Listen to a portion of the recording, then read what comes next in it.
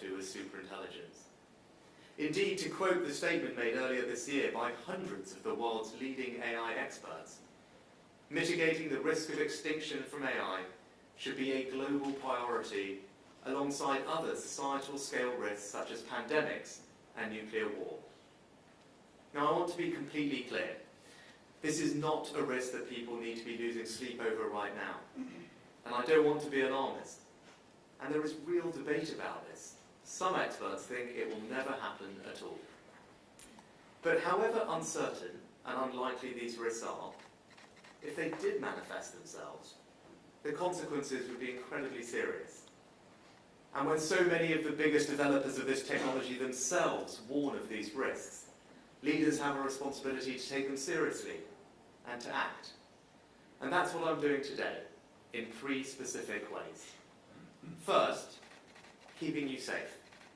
Right now, the only people testing the safety of AI are the very organisations developing it. Even they don't always fully understand what their models could become capable of. And there are incentives, in part, to compete to build the best models quickest. So we should rely on them, marking their own homework, as many of those working on this would themselves agree. Not least because only governments can properly assess the risk to national security, and only nation states have the power and legitimacy to keep their people safe. The UK's answer is not to rush to regulate. This is a point of principle. We believe in innovation. It's a hallmark of the British economy. So we will always have a presumption to encourage it, not to stifle it. And in any case, how can we write laws that make sense for something that we don't yet fully understand? So instead, we're building world-leading capability to understand and evaluate the safety of AI models within government. To do that, we've already invested £100 million in a new task force, more funding for AI safety than any other country in the world. And we've recruited some of the most respected and knowledgeable figures in the world of AI. So I'm completely confident in telling you that the UK is doing far more than any other country to keep you safe. And because of this, because of the unique steps we've already taken, we're able to go even further today. I can announce that we will establish the world's first AI Safety Institute right here in the UK. It will advance the world's knowledge of AI safety, and it will carefully examine, evaluate, and test new types of AI so that we understand what each new model is capable of, exploring all the risks, from social harms like bias and misinformation, through to the most extreme risks of all. The British people should have peace of mind that we're developing the most advanced protections for AI of any country in the world, doing what's right and what's necessary to keep you safe. But AI doesn't respect borders, so we cannot do this alone. The second part of our plan is to host the world's first ever Global AI Safety Summit next week at Bletchley Park, the iconic home of computer science. We're bringing together the world's leading representatives from civil society to the companies pioneering AI and the countries most advanced in using it. And yes, we've invited China. Now, I know there are some who will say that they should have been excluded, but there can be no serious strategy for AI without at least trying to engage all of the world's leading AI powers. That might not have been the easy thing to do, but it was the right thing to do. So what do we hope to achieve at next week's summit? Right now, we don't have a shared understanding of the risks that we face. And without that, we can't hope to work together to actually address them. That's why we'll push hard to agree the first ever international statement about the nature of these risks. Yet AI is developing at a breathtaking speed. Every new wave will become more advanced, better trained with better chips and more computing power. So we need to make sure that as the risks evolve, so does our shared understanding. I believe we should take inspiration from the Intergovernmental Panel on Climate Change, which was set up to reach an international scientific consensus. So next week I will propose that we establish a truly global expert panel, nominated by the countries and organisations attending, to publish a State of AI Science report. Now, of course, our efforts also depend on collaboration with the AI companies themselves.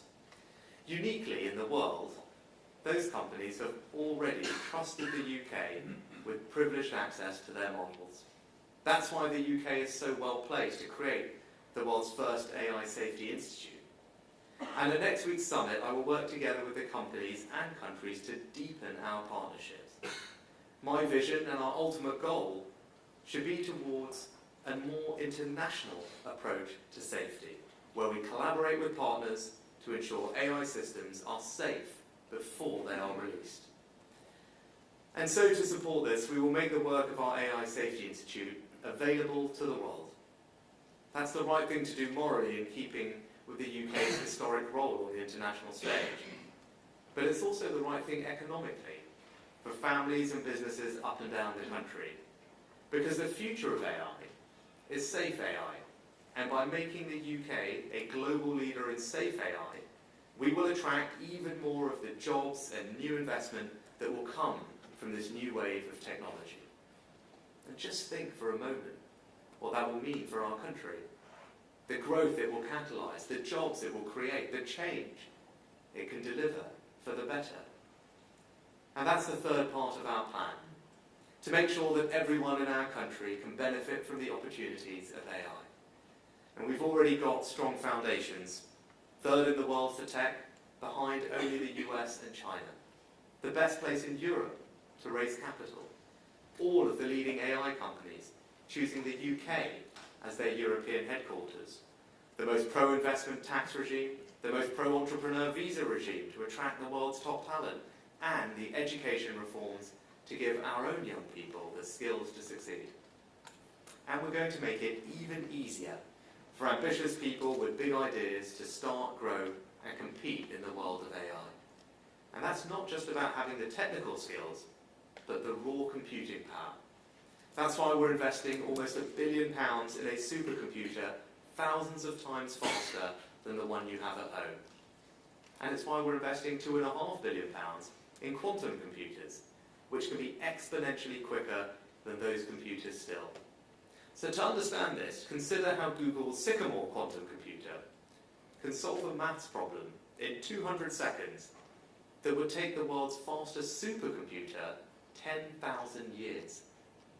And as we invest more in our computing power, we will make it available for researchers and businesses, as well as government, so that when the best entrepreneurs in the world think about where they want to start and scale their AI businesses, they choose the UK. And finally, we must target our scientific effort towards what I think of as AI for good. Right across the Western world, we're searching for answers to the question as to how we can improve and increase our productivity. Because that's the only long-term way to grow our economy and raise people's living standards. And in 1 million different ways across every aspect of our lives, AI can be that answer. In the public sector, we're clamping down on benefit fraudsters, saving billions, and using AI as a co-pilot to help clear backlogs and radically speed up paperwork. Just take, for example, the task of producing bundles for benefits tribunals. Before, a week's work could produce around 11. Now, that takes less than an hour. And just imagine the benefits of that rolled out across the whole of government. In the private sector, startups like Robin AI are revolutionising the legal profession, writing contracts in minutes, saving businesses and customers time and money. London-based Wave is using sophisticated AI software to create a new generation of electric self-driving cars. But more than all of this, AI can also help us solve some of the greatest social challenges of our time. It can help us finally achieve the promise of nuclear fusion, providing abundant, cheap, clean energy with virtually no emissions. It can help us solve world hunger by making food cheaper and easier to grow, and preventing crop failures by accurately predicting when to plant, harvest, or water your crops. And AI could help find novel dementia treatments or develop vaccines for cancer. And that's why today we're investing a further £100 million to accelerate the use of AI on the most transformational breakthroughs in treatments for previously incurable diseases. Now, I believe nothing in our foreseeable future will be more transformative for our economy, our society, and all our lives than this technology. But in this moment, it is also one of the greatest tests of leadership we face. It would be easy to bury our heads in the sand and hope that it'll turn out all right in the end, to decide it's all too difficult, or that the risks of political failure are too great, to put short-term demands ahead of the long-term interests of the country. But I won't do that. I'll do the right thing, not the easy thing. I'll always be honest with you about the risks, and you can trust me to make the right long-term decisions, giving you the peace of mind that we will keep you safe while making sure that you and your children have all the opportunities for a better future that AI can bring. I feel an extraordinary sense of purpose. When I think about why I came into politics, frankly why almost anyone comes into politics, it's because we want to make life better for people, to give our children and our grandchildren a better future. And we strive hour after hour, policy after policy, just trying to make a difference. And yet, if harnessed in the right way, the power and possibility of this technology could dwarf anything any of us have achieved in a generation. And that's why I make no apology for being pro-technology. It's why I want to seize every opportunity for our country to benefit in the way that I'm so convinced that it can. And it's why I believe we can and should look to the future with optimism and hope. Thank you.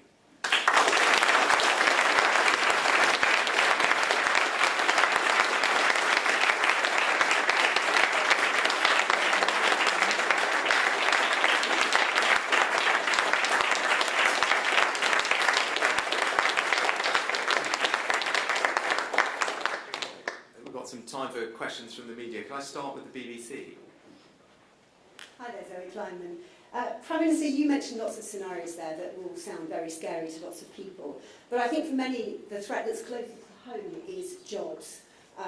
You mentioned yourself AI tools doing administrative tasks that have traditionally been done by humans. What support will there be for the many people who are going to be caught up in the jobs disruption before new AI-focused careers come along?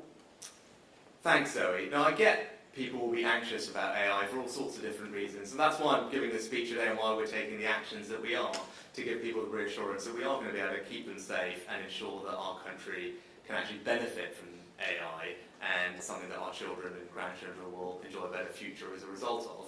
Now, when it comes to jobs, the first thing to note that AI is already actually creating jobs in our country, employing around 50,000 people in new companies all around the country doing amazing things, and will continue to be a fantastic place for that type of innovation to take place, for those jobs to be created. And I think also it's important to recognise that AI doesn't just automate and take people's jobs. A better way to think about it is as a co-pilot. So for someone doing a job, what AI can do is provide assistance to that person so that they can do their job better, focus on one particular part of it and have AI do some of the more mundane bits. So actually that's what we're seeing in the welfare example that I gave, where our caseworkers get benefits from AI as someone who's helping, or the AI is helping them to do their casework, put things together so they can do that job far faster, more productively, crack through the backlogs, or identify more benefit fraud.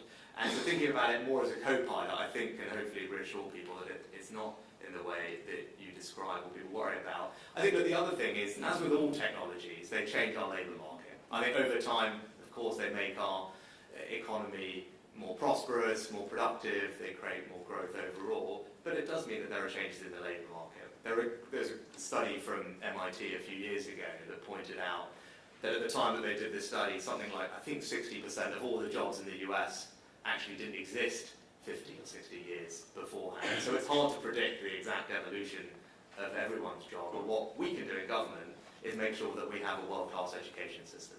That is the best way that I can ensure that everyone in our country can benefit from not just AI, but everything that comes our way, that they can have a fulfilling future. At the conference, I set out some reforms to our post-16 education system, introducing an advanced British standard that will bring together technical and academic education under one high-quality standard, ensure that our young people all have the basics of maths and English all the way through to 18, bringing us into line with most other of our international peers, and we need to make sure that people can train at any stage in their life.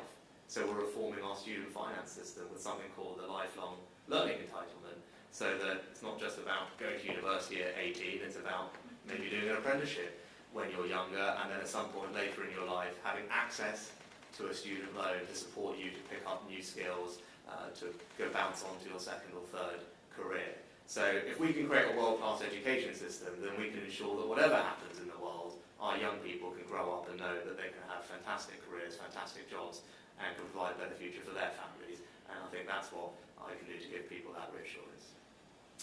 Next, could we go to ITV? Prime Minister, if the risks to humanity are as great as your officials say, you mentioned it aiding the development of chemical weapons, for example, shouldn't we at the very least slow down AI development, at least long enough to understand and control the risks? Or do you think your new task force can keep up with the pace of development? And what will they actually do if they do find any potential issues?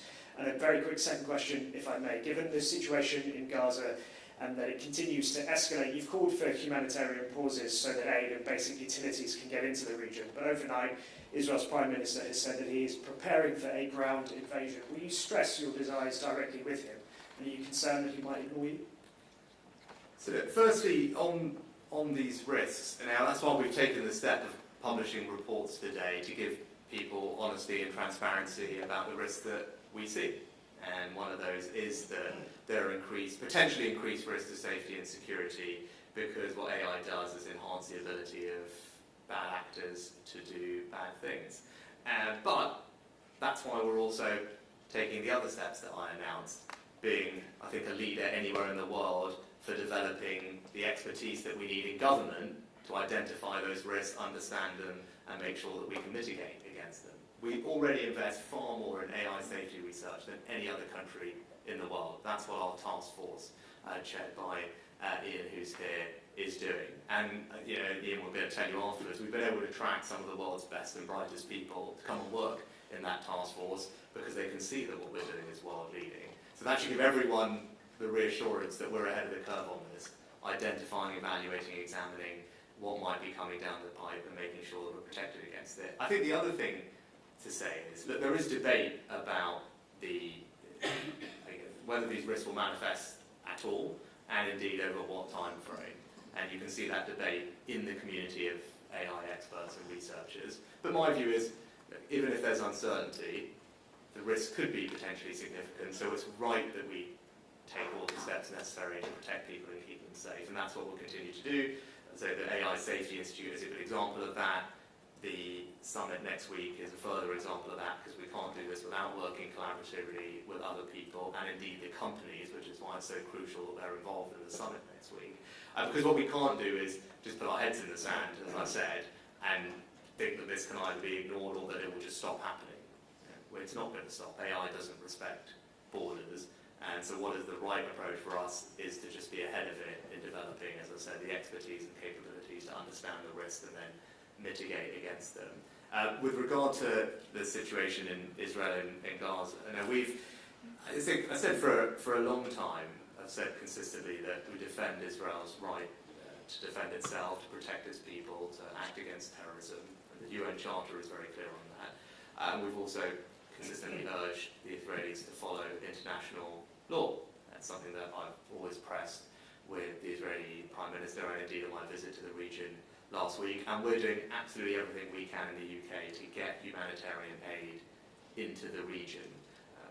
I think that's important. People should feel pleased about the role that the UK is playing. We've doubled the amount of financial aid that we provide. A flight took off yesterday, an RAF flight going to Egypt, carrying something like 75,000 tonnes of aid, which can make an enormous difference. And alongside aid, we also want to try and get our British nationals out of Gaza, for the hostages to be released. And we recognise that for all of that to happen, there needs to be a safer environment, which of course necessitates specific pauses, which are distinct from a ceasefire. And that's why we supported the resolution of the United Nations yesterday, which among many other things mentioned that. Can I next go to Sky? Thank you, Prime Minister. In order to ensure people of their safety, will you compel big tech companies to make or AI developers in general, will you compel those companies to make the code of their models available and the training data to people working at the AI Safety Institute? Otherwise, we can't really know what those models are capable of. And secondly, given what's in those reports, is it fair to say we know enough already to call for a moratorium on artificial general intelligence, something that's capable of multiple tasks as well as a human? Would you back a moratorium, a ban on AGI? Yeah, thanks.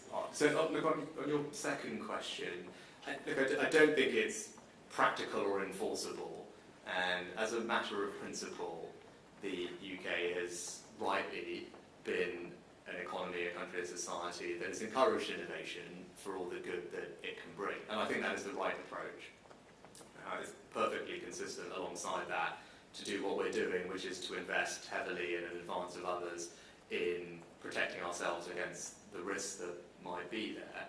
And you mentioned some specific practical ways that we can do that. Those are all the types of conversations that we need to have with the companies. And that's why it's so important at the summit next week we're involving not just countries, but we're involving all the leading AI companies and researchers and policy experts to have those conversations, as I said in my speech, about how not only we can develop a shared understanding of the risks, make sure that we then have the capability to evaluate them and examine them, because right now largely that expertise exists within the companies. That's obviously not appropriate for them to mark their own homework. We need to be able to do that ourselves, and we're building that capability with the experts that we're hiring. And then once we know that, once we have that data and that evidence, then we can decide on the right approach to mitigating those risks and regulating. But it's important that that should be based on empirical evidence.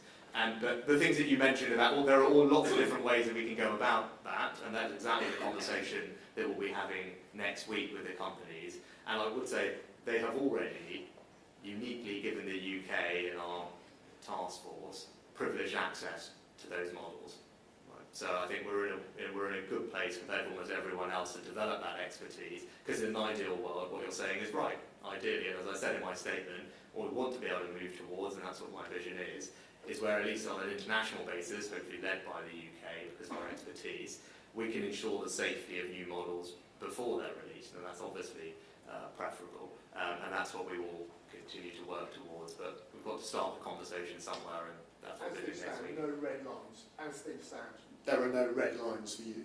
Because I think that's what people want to hear. They want, in order to persuade people, given the harms and the risks that you pointed out in this latest report, and some of those harms are profound, surely there must be some red lines we can draw at this point, and which ones are yours? Well, I think the point is, again, it's not to be alarmist, because the most extreme risks that we talk about in the report are not ones that anyone can have certainty will manifest themselves, or indeed, even if they believe that they will, they're not certain about the time frame.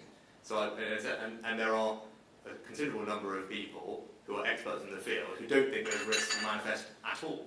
Right? So I think it is important to understand that there is a significant degree of debate about them, but they are a possibility, which is why I want to be transparent with people. But actually the reassurance I'm giving is that we are ahead of almost any other country, if not every other country, in developing the expertise that we need in government to be able to keep people safe.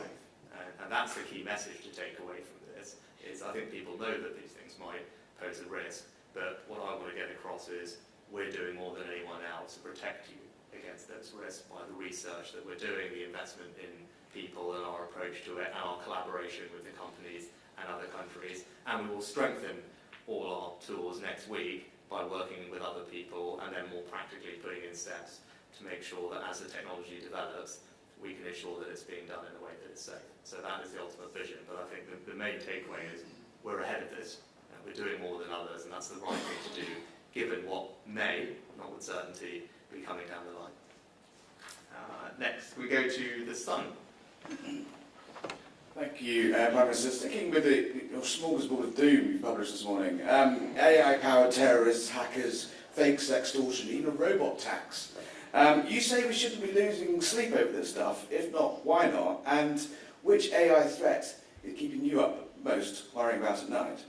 And if I may, your deputy this morning said that the UN Secretary General should withdraw his comments justifying Hamas's slaughter of 1,400 Israelis. Do you agree those comments should be withdrawn?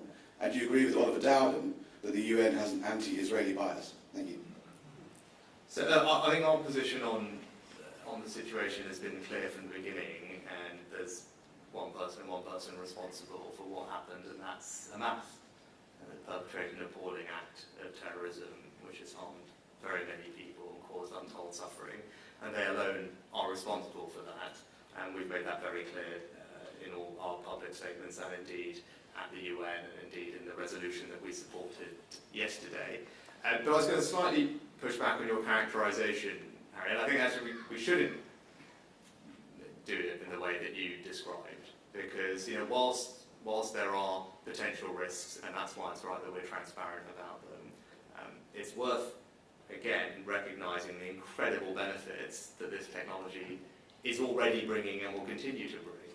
And I think it's not that often in human society, civilization, where technologies come along that have the transformative power that AI does, where it can transform every aspect of the economy, public services, society, how we live our lives. As I said, I just came from Moorfields Eye Hospital, where, again, it's the UK leading the world in using what are actually relatively common retinal scans that you would do at typical high street opticians, which can then be looked at using AI in a way that can identify not just eye disease and blindness, but multiple other health conditions like strokes and Parkinson's years before anyone else would realise that that was a problem for that individual. And that's an experimental thing that's being developed. And to give you another example, there's another company that's using a form of AI-powered lip reading technology. So people who have had stroke or trauma and have trouble speaking, and that company is able to turn the movement of their lips into words, and essentially giving them the power of speech when it's been lost.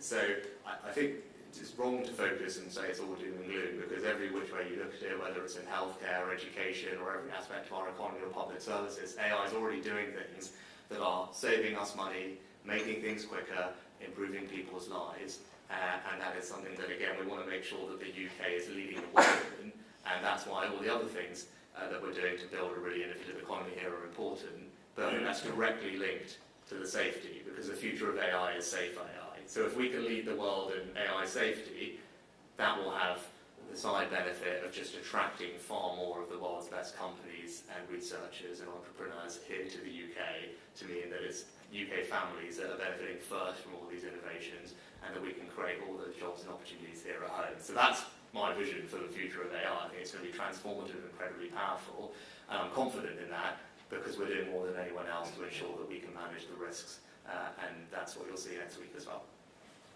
We'll go to the Daily Mail next. Thanks, Prime Minister. On China, are you able to confirm who is attending next week's summit for them? And I know you've touched on it, but just to be clear, why are MPs like Ian Duncan-Smith wrong when they say China shouldn't have been invited and that we're cozying up to them too much? And just a quick question on the fact you're now facing another by-election, if I may. If you lose Wellingborough, won't it surely be a sign that it's finally time for tax cuts to get things back on track? I think there's lots of things in by-elections which are always difficult for incumbent governments, as I talked about the other week, and we're just going to carry on delivering for the country. When it comes to tax cuts, I've always been clear, of course I want to cut people's taxes. I'm conservative, I believe in doing that, but the priority when I became Prime Minister was to bring inflation down. And as I said then, the biggest tax cut we can deliver for the country is to halve inflation, because it's inflation that makes people poorer, pushes up the prices of things, eats into your savings, and that's very much following in the tradition of Margaret Thatcher and Nigel Lawson, and I believe that's the right economic policy. And as I said, as we bring inflation down, then is the time to look forward, and of course I want to deliver a lower tax economy for the country, and I'm confident that we will. But first we have to make sure that inflation is brought down. And with regard to China, look, I can't say with 100% certainty that China will be there, but I do believe that it's absolutely the right thing to have invited them. China is unquestionably the world's second AI power behind the US. That's just a fact when you look at the amount of research, investment, and activity that's happening there, and AI doesn't respect borders. So if you're seriously trying to address this issue, then it's right to try and engage with the world's leading AI powers. It doesn't mean it's going to be successful, it doesn't mean you're going to agree on everything, but you should certainly try and engage with them, because a proper solution to AI over time is going to require an international solution. Whether China attends is obviously up to them. And as you said, it's not an easy decision to invite China, and there will be people who disagree with it, but I do believe it's the right thing, and it's very consistent with our foreign policy strategy that we published earlier this year, which is to protect ourselves against threats that other countries, whoever they are, may pose to us, align ourselves in our approach with our allies, which when it comes to China, we are completely in lockstep with our closest allies like America, like Australia, like Canada, like Japan and others in our approach to China, and thirdly, to engage where it makes sense. When you're tackling global issues, whether it's climate change, pandemics, or indeed AI, those problems require international collaboration and a sensible, practical thing to do. If you're protecting yourself where you need to and you're aligned with your allies, is to engage where it makes sense, and that's our approach. All right. Next, we go to the iNews. Thank you, Prime Minister. You talked a lot about building the expertise and building the sort of long-term structures. You haven't really talked about whether your government is actually going to regulate. Are you planning to pass specific regulations? Will there be an AI bill or similar in the King's speech? Or is what you're saying today that it's too early to do anything like that? And specifically on the details of that regulation, does the government remain committed to this idea of responsible scaling, whereby you sort of test models after they've been developed for whether they're safe enough? Or is it time to start thinking about how you intervene to stop the most dangerous models being developed at all? I'd say on your second question, that's what we touched on before. Clearly, the future vision would be one where you can ensure the safety of things before they're released. And obviously, these things are iterative, and that's why close collaboration with the companies themselves is important. That's why it's important that they're a key part of the summit next week. And as I said, we're fortunate, almost I think uniquely, being the country where the large models have shared access with us before anyone else, which I'm very grateful to them for, and it's been a very constructive engagement so far. Now, on regulation, I think we shouldn't be in a rush to regulate for a couple of reasons. First of all, is a principled one, is because our economy and our approach historically has been to encourage innovation, because I think it brings benefits for the most part. So I think in general that's the right approach. But also, secondly, it's hard to regulate something if you don't fully understand it. Right? That regulation should be based on empirical evidence, and that's why the right sequencing for this is what we're doing, which is to invest heavily, and more so than anyone else, in developing the capabilities in government to understand those risks. That's why the AI Safety Institute, building on the work of the task force, is so important. And as we then understand what the risks, if they manifest themselves, then we'll be in a far better place to figure out what is the appropriate action to take at that moment, because it will be based empirically on findings that we have made. Because when you're dealing with something that is so fast-moving and indeed not fully understood, even by the people who are developing the technology themselves, I think it's hard to stand there and say, well, this is precisely the best way to regulate it. So I think first to build the understanding, and then we can maintain our pro-innovation approach, and then move to something more practical down the line when we know exactly what we're dealing with. But look, we have published an AI regulation white paper in the spring of this year, which set out some cross-cutting principles that we think are important to us, and Michelle is championing that work, and that's been a very good conversation and engagement with the industry. And again, that's one of the reasons why I think the world looks to us to do this, because we as a country tend to get this right. We tend to take a principles-based, proportionate approach to regulation that protects the things that we need to protect, whilst allowing a maximum amount of innovation to happen here. That is a hallmark of the UK. That's why we have such successful innovative sectors in technology and life sciences and financial services, and we need to not lose that as we think about AI. So that's why I think our approach is absolutely the right one for the country. Next, we go to the Telegraph. Thank you, Prime Minister. Can I ask, what's your take on the prospect of a robot tax to protect jobs from rapid automation? Is that something you would consider? And just very quickly on Gaza, if I may, what is the plan for evacuating British citizens who are trapped there?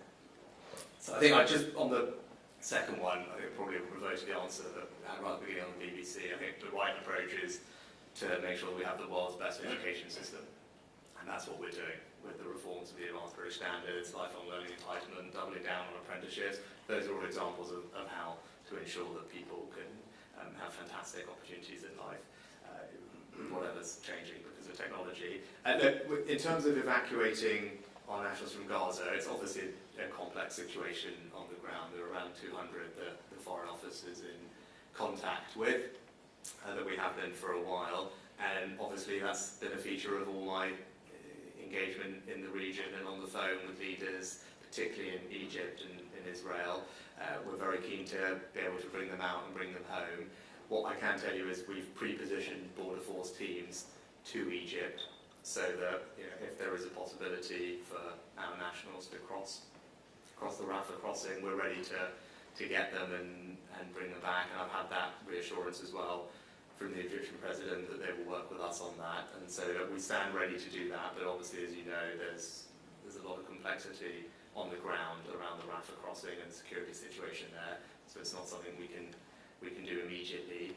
But when the moment arises, we'll be ready to take it quickly. And I think we've also, for those people that were in Israel and wanted to leave, over the course of I think more than 15 different flights, military and charter that we organised, have been able to take about 900 people out who wanted to leave, and those have now stopped because the demand has gone. So that was completed successfully. The travel advice in Lebanon, as you know, has changed, and there are still dozens of commercial flights that are leaving from there. So I'd urge people to just, in all cases, follow the Foreign Office travel advice, because it is a dynamic situation on the ground. But we'll obviously do everything we can to get our nationals out, and particularly also in the West Bank, where there are a smaller number, but again, some have started to be able to leave, and we stand ready to support them as well. And then I think lastly, the Times. Thank you, Prime Minister.